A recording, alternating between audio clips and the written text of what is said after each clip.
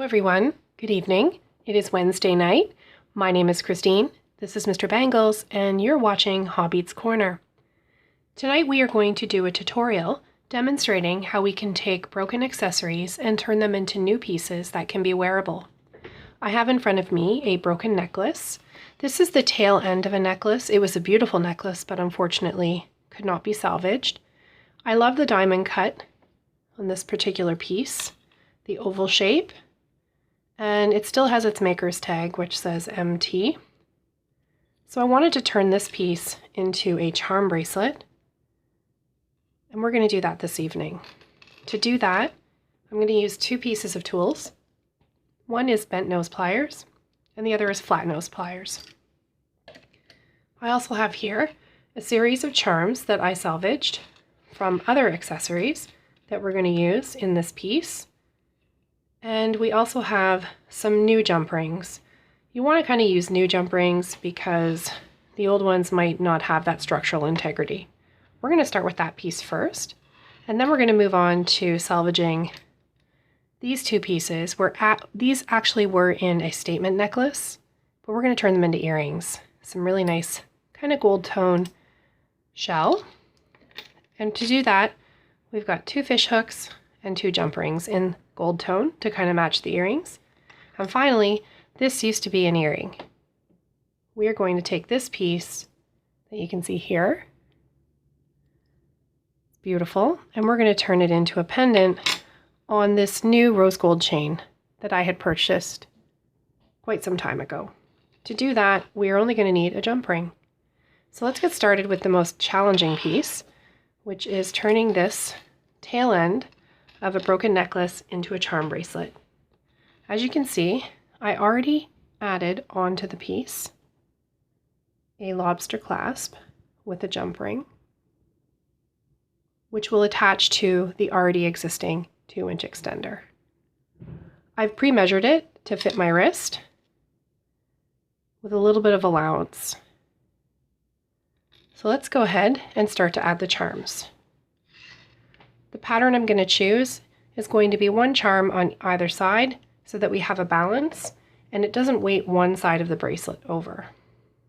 I have jump rings, and some of them I've already opened.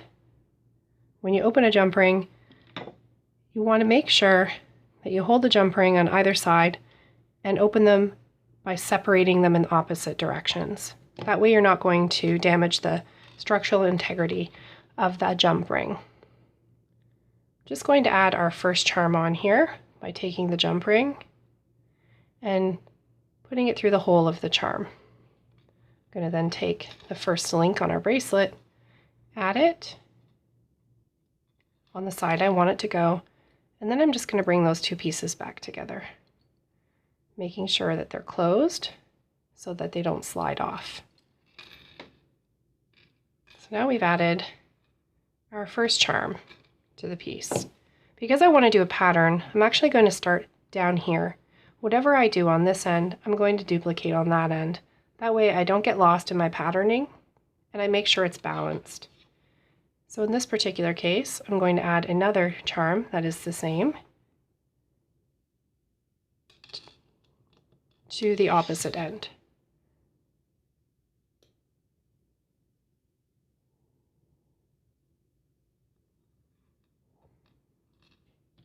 Okay, I'm going to grab that jump ring, bend it back together, and really make sure that those two ends meet. I'm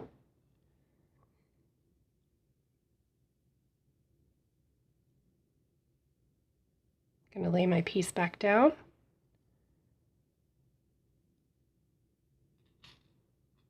And I'm going to start all over.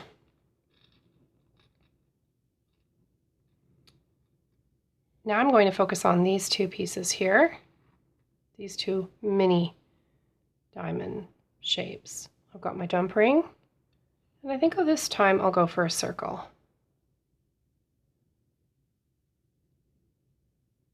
One of the key things I think is important is that you remember if your charm has a design on it, you want to make sure that that design is facing in the direction that you want it to be visible.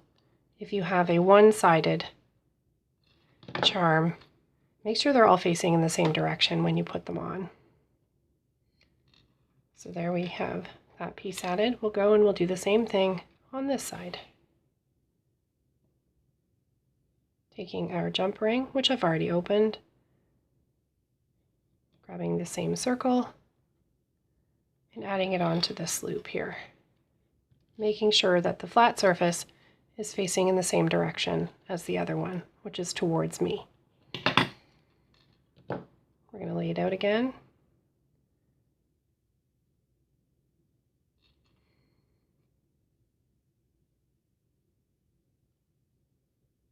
I think I've put those in the wrong direction, but that's okay. They're both in the same direction facing the other way.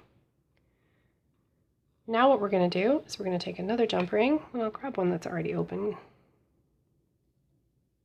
And we're going to start to build on the opposite side. 1, 2, 3, 4.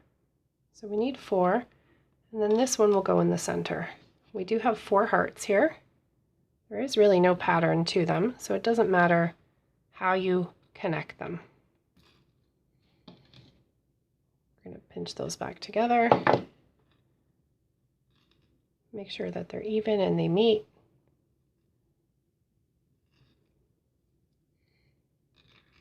And we're going to do the same thing for the next.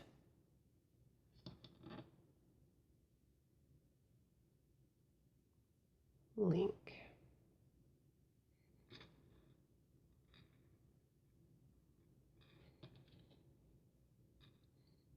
If you go through and you make your piece and you decide that there's just not enough charms on it, because sometimes people love to have charms, then you can just add more. In my case, I think I wanted to keep it relatively simple for the sake of this project.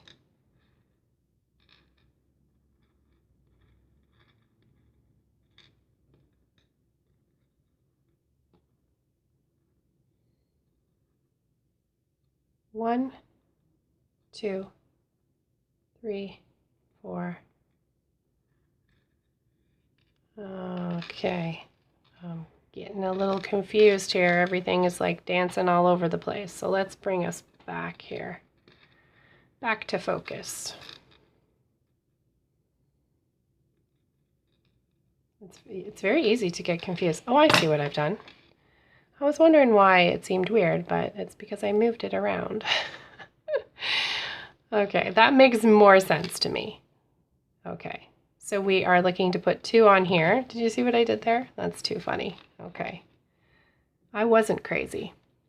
I just lost my spot because I had switched it up. Okay. I'm going to put something on here to fill this oval. Right there.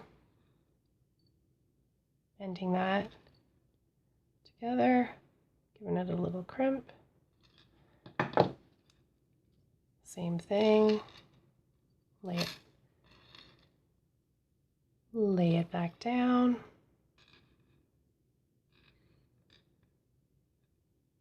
And we have one more heart we need to put right here. I think it's looking quite pretty so far.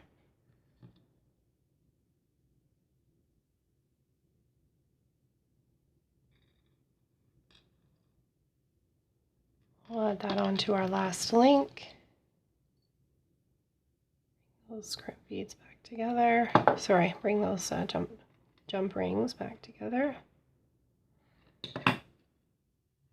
Grab it by its clasp. And we're just going to add our last piece to the center, which is this cute little flower with the rhinestone. I'm going to take a fresh jump ring, bend that open, grab our pendant, face it towards me. And we're just going to line it up.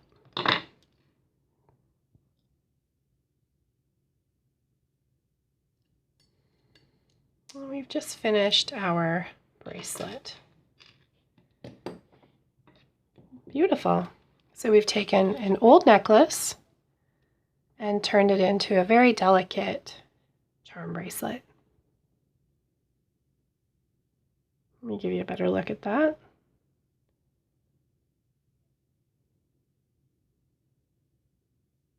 Isn't that pretty?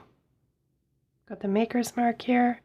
Even though it's not a traditional piece, it's nice to have that little mark there. I love the diamond cut.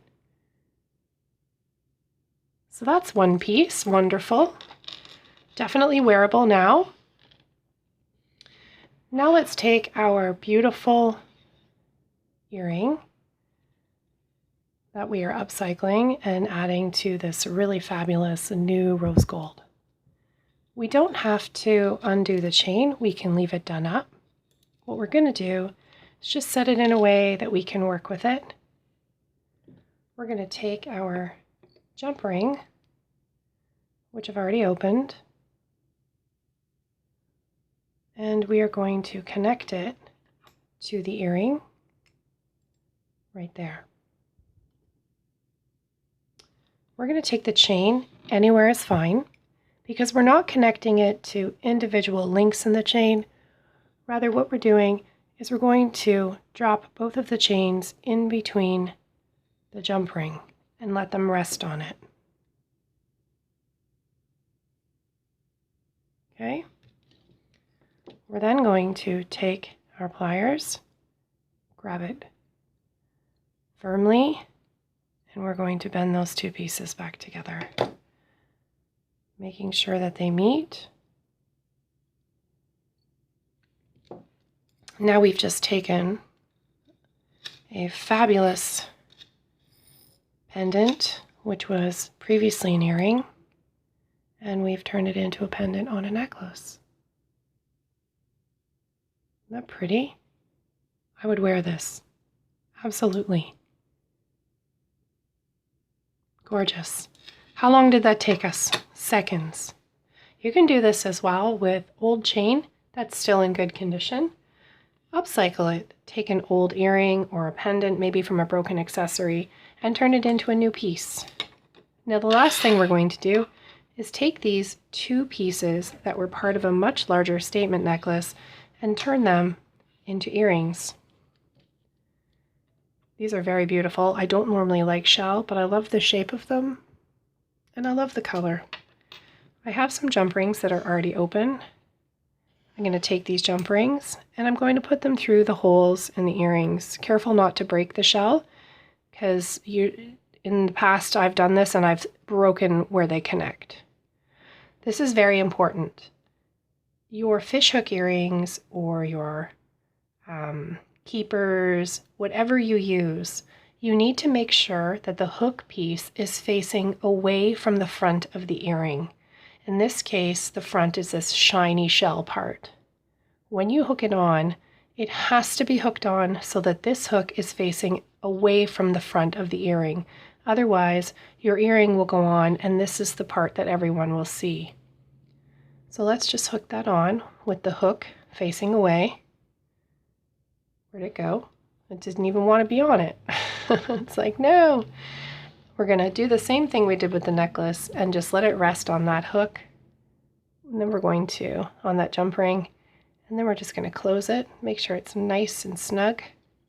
And we've now just turned an old piece of a statement necklace into an earring. So let's do that for the other one. And you can see when we wear it,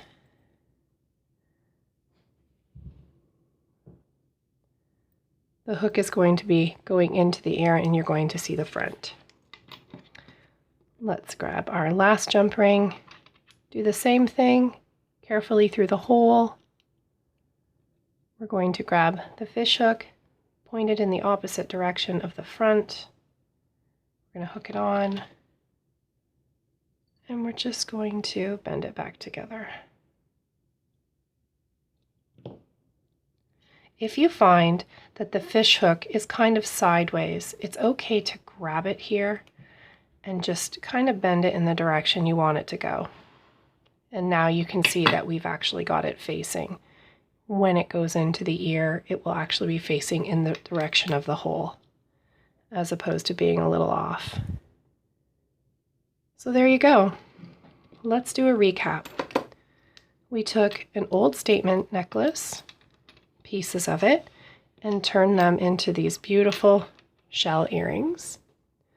We've taken an old earring, added a new necklace, and made it into this beautiful necklace with this fabulous statement piece. We've also taken a broken necklace. Those actually go nice together, don't they? We've added charms, and we've turned it into this really cute charm bracelet. Some really fabulous things we did tonight. I did want to share with you one last thing before I sign off.